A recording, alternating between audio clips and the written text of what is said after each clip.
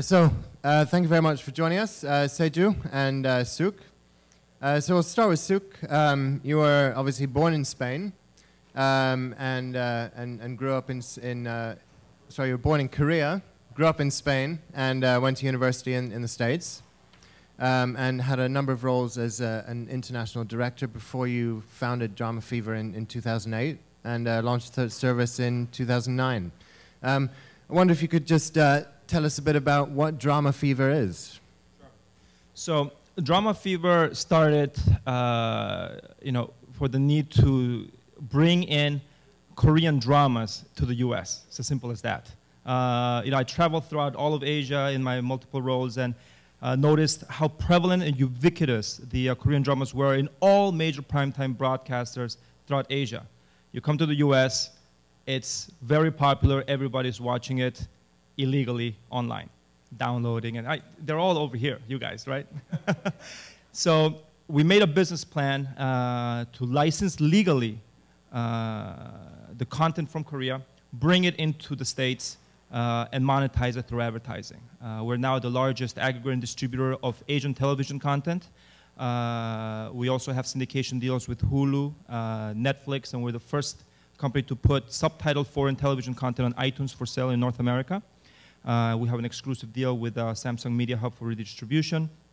And starting end of last year, we started aggregating content from Latin America and Europe. When I say Europe, I mean primarily Spain. And we're building upon both our Asian and Spanish language content.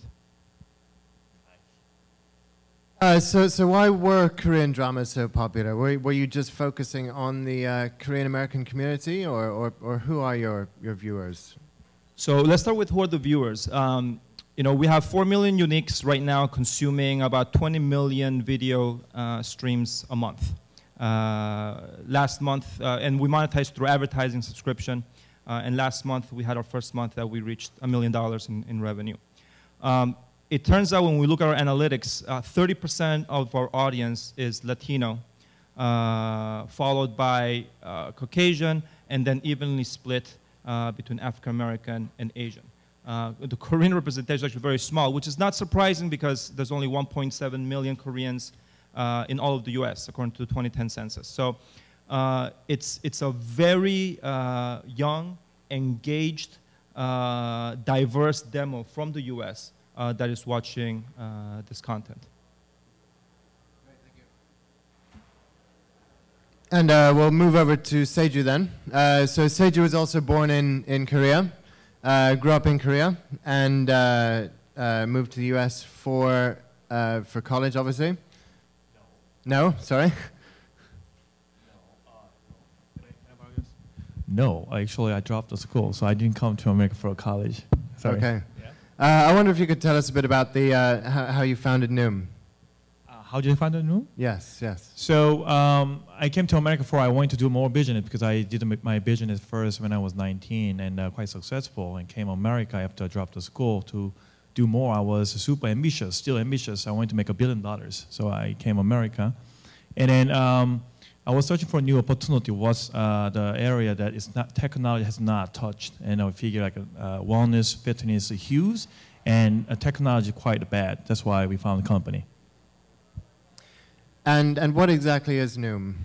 Oh yeah, Noom. We are #1 top grossing application at the fitness market and Android right now. So if you want to lose weight, or your wife, your girlfriend, if you want to recommend them to lose weight, then try to download it. A lot of users, our users lose like 10 pounds in 3 months. That's the average, so it's quite a high result. So, if your girlfriend, you're not happy, you cannot say it, just recommend our application. They will try it and they will lose weight, look better.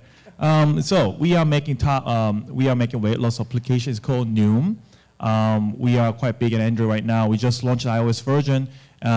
Big launch is coming, found by me and ex-schoolers, a lot of smart people, not me, a lot of good engineers. We are based in Manhattan. Okay, now obviously you're both born in Korea. I wonder, obviously this is a global conference. What made you come to the States? Why didn't you found your companies back where you were brought up? Sure. I like a lot of immigrant families that grew up outside of the U.S., it was all about education. My parents were like, oh, you have to go to the States to get an education. And so I've been in the States for high school, college. I got my MBA from New York. But I think what's very interesting about why do we start the business in the States is because it's at least in my background, it was where I was rooted, professionally and academically. But I think what precedes that is, maybe some of the people in the audience here can relate, being part of the immigrant family and seeing parents that are entrepreneurial, that are hardworking, and I think it was the combination of that and then being in the States and being faced with the opportunity to do something entrepreneurial using a network that I developed here that is the catalyst of those two things. Okay, you touched on something quite interesting there, your background. Now, it's often said that Koreans are often are quite averse to failure. It's something we touched on last night. Is there anything from both of your backgrounds that you think helped you get over that fear of failure that has led to where you are today? Saeju, maybe you can start. How did I overcome the fear of failure? I experienced miserable failures over my second business, and when I came to America, because I had a huge a dream that I wanted to achieve it, I dropped my school, so I kind of abandoned my bridge, that I don't have a place I can go back. Otherwise, I have to study again and then take a SAT and then apply to school. It quite sucks. So I had to work hard. I had no choice, and it's my personal story, but my father was an entrepreneur, so he actually ran the hospital. He was a doctor. He was quite successful. And he passed away when I was 21, and that gave me like the moment that, wow, this is really, really fucking, the bottom line. I felt like, wow, really set the bottom line. So I was like, my business was very good at the moment. My first business, I made quite good money. And at the same time, my father passed away. I feel like that gave me like another second, like a soul-searching moment. That's how I drove myself to come to America, to want to do a big, from scratch, reset, and do it well. So whenever I pitch to Americans, when I came to America with a little English and no network, that was quite tough, but every day I was learning. I was learning how I can do better. And Angel came down. I met a lot of good friends. I met a lot of helpers, and there are people wanting to help me out. So little by little, I was able to make the progress, and that progress actually hold me up. And every day when I wake up, I feel like, wow, there is a progress. And Suk, what about yourself? What are your perceptions of failure and how it plays into the way entrepreneurs operate in Korea? And what suggestions would you make to help to improve that? Sure. So, I'll tell you a quick story. When we first started developing DramaFever, we had a really beautiful PowerPoint presentation, and we went to KBS and SBS and NBC. We're like, look, we can make money for you in the US. And everyone was like, who are you? What's DramaFever? 어디 아파요? It took me 8 months to do the first licensing deal. And we built this company literally title by title by title, begging and pleading to get content. 3 months ago, when President Park Geun-hye came to the States, she made a stop in DC, she made a stop in LA, invited 18 people, mostly Korean Americans, in business, entrepreneurship, venture capital, to make a recommendation to the Korean government about creative economy. So her campaign was based on the notion that through entrepreneurship, intellectual property, and venture capital, you can build more jobs and increase the economy of Korea, right? And they invited me to be part of this panel, right? So the one thing that was discussed and then there was a common thread amongst everybody there, was that Korea does not have a culture of failure. And you know, Ben mentioned this in the previous session. It's, you know, you gotta lose the fear of failure, and it goes beyond just yourself, right? I mean, it's in the eyes of your parents, your friends, your colleagues. What happens if you fail and you're Korean, right? So I think, you know, that is the first thing that you need to get over. And then at the institutional level, the States is a great country where, you know, they have strong bankruptcy laws, and they protect and encourage people to start new ideas and new ventures. And if you fail, it's not the end of your life. That is not the case in many other countries, specifically Korea. So I think it first starts at the individual level, but that needs to be mirrored in the environment where you are trying to build a business or do something entrepreneurial, and that institution needs to speak back to you and reinforce the positivity. Now, going back to the global theme, obviously we meet Korean startups who their one driving ambition is to become a global company. Now, is that something that you both thought of when you were founding your companies initially? What is a global company? What should Korean founders think about when they're founding their company and starting in terms of you know, building to go global? Do they need to come to Silicon Valley? Is it something they can start in Korea? What are your ideas? I don't think my answer is like a silver bullet to answer about that, but run truly a global company. My company right now, we have 8 different nationalities.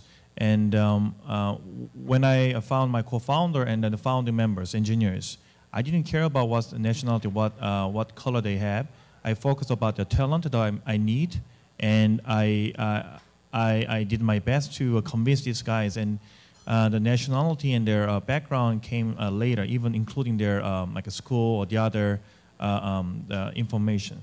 So I heard overly the same questions about to make the global company, should we come to Silicon Valley first? And they are seeking for some like, solution or answer and make the company, the entrepreneurial journey easier. I don't think there is such an answer that you can skip and make a global company overnight. It's like, for instance, if I met my co-founder, the technical co-founder, if I met in Africa, maybe I will go to Africa and stick it there because he's the best guy in my world. And it's true that at the moment, and with the fate, if he's the right person, I can work together and I have to stick with it. So Silicon Valley, I less care. Maybe that's why I'm in New York City right now, because I care and I created the region, the environment that my top talent, they can stick with our vision and can stay with the company, because we have New York City. There's a lot of cultural things, and it's a great crowd, and the cultural diversities, and the beautiful park, and a lot going on there. So that's the way I convince people from Germany and Iceland and West Coast and Korea, China, like that, because I explain about how New York City is a great city you can live, because these guys are human. After they finish the coding, they also want to hang out. They want to go out for a club. So we have a better club than the West Coast, for instance. So I try to utilize what I have, and that's important to convince this guy to make sure you will enjoy your life. Working and after working, and I'm your buddy after work, and at work, I'm your colleague. Yeah, to that I would say, you know, as an entrepreneur, I mean, I think in the previous panels they were asked, you know, were there any sort of oh shit moments or moments that you lose sleep over it, and oh gosh, there's so many of them, and you really look deep inside your soul for, you know, to grab anything that's in there to help you carry on. And I think the aspect of being Korean, or any nationality for that matter, is basically the starting point, right?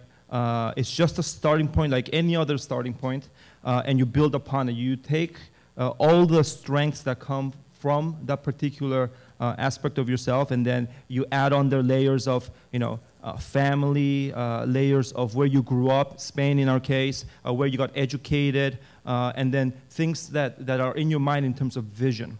And all of those things are layers that create the entrepreneur. But the nationality is a starting point, and it's something that can be a source of strength and the root of a vision. Sure. So what are the key strengths that you think maybe Korean founders have that maybe we don't have over in the West? Korean entrepreneurs can drink a lot, and I think they work hard. They insanely work hard. There is no work-life balance. It's good. You keep working hard, and the stamina is quite good. Also, they can listen a lot because they can speak English that well, so they literally have to listen a lot. So they become a good listener. And I think they are less like argumentative, so they let them, although smart people can speak, so can get an old opinion at the end and make a decision. It's good. And Korean people are very aggressive to achieve.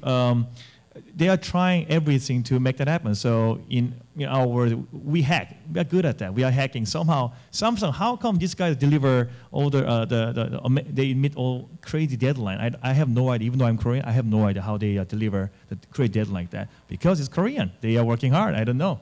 They may ask their wife to help that, but they do everything. It's hack. There is a spirit that, and it's very open-minded to interact with older people and different nationalities. I think that's a very, very good thing that we have a legacy. Yeah. I'd also say, in our business, that we have an internal joke, which is, we didn't put sweat equity into this business. We put liver equity. Because every deal that we did, there was a green bottle of Saeju somewhere. But yeah, it's friendships, business, relationships get made quickly. It's in our culture. Oh, yeah. We forgive. We don't resent. It's also in our culture. And we like to eat and drink and share a good time. Yeah. Make it happen. And obviously, raising money is something that's important for a startup. Were there any particular difficulties that you had as a foreigner trying to raise money in the States? Any tips that you would give other Korean entrepreneurs who would be following you to the States in terms of interacting with VCs? How do you get a VC to buy into what you're doing as a foreigner here? Well, for us it was a little tough because in the end, we are a media play. And VCs anywhere don't really invest in media the way that they invest in technology. And then, of course, last year when we did our first institutional round, the pitch was not about Asian content. It was about bringing in content from the rest of the world, starting with Latin America and then Europe. And then trying to explain to them how I grew up in Spain y que hablo español y puedo traerle contenido, and everybody very confused. So there's a lot of challenges that are very idiosyncratic to every business. I think that we've heard this over and over today, which is VCs invest in people and ideas, and I think that as an entrepreneur, if you know what you want and you have a vision to get that done, it boils down to a matter of how well can you communicate it and how resilient and persistent are you about seeing it through.